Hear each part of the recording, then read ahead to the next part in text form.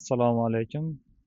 Hyundai LF Sonata 2 объемli 2019-yil 74 ming kilometr yurgan yoqilg'i benzin. Mashinamizni motordan yog'gan joylari yo'q, ideal holatda. Bitta aybi shu oldi kapotda kraska tegan joyi bor hamda radiator almashgan. Mashinamiz ideal holatda. Narxi 15 million won. Kilometr oz yurgani sababli mashina qimmat. 10.200 dollar to'g'ri keladi. Orqa sidinasi pokiza holatda. Keng ko'rishlar mumkin. Eshik beskulchali dastur.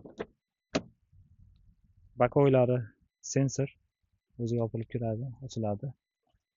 Yonda polasa, yonma mashina kelayotganda sensori bor, yonadigan. Ruldagi funksiyalar joyida.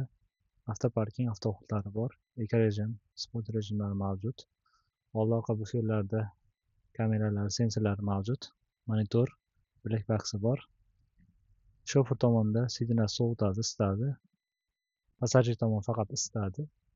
Rullar siyda, USB AUX hammasi joyida.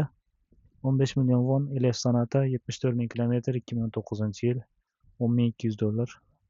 Kimga kerak bo'lsa aloqa qilib ko'rasizlar.